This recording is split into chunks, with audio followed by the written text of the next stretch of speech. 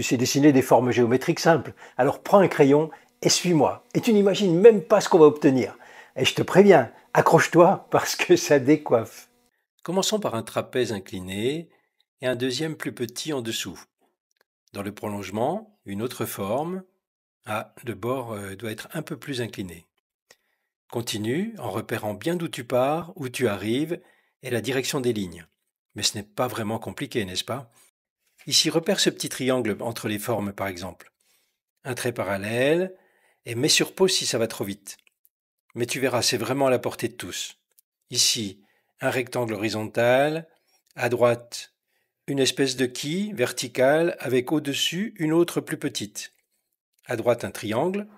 Dans le prolongement ici, un petit bâton qui s'arrête à peu près à mi-hauteur de la quille.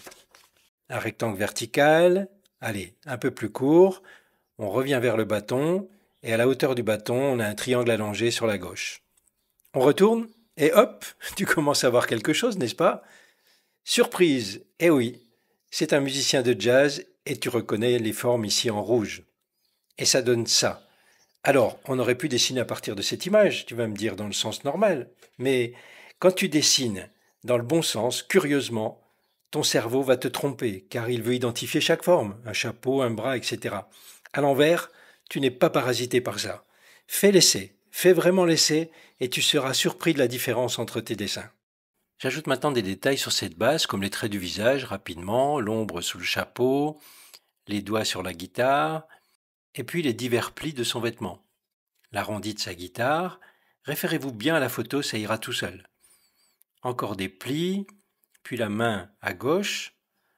En fait, on avait au départ des grandes formes, et dans chacune d'elles, on va essayer d'identifier quelques détails, et ensuite on va relier ces différentes formes entre elles par le dessin, comme les plis de la veste par exemple. Il nous restera à reprendre tout cela au feutre.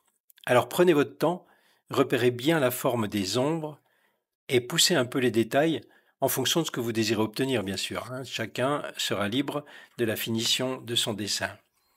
Mais vous voyez que cette façon de faire, identifier des grandes formes simples, ça, beaucoup le connaissent déjà, mais les reproduire en inversant l'image, ça c'est beaucoup moins connu.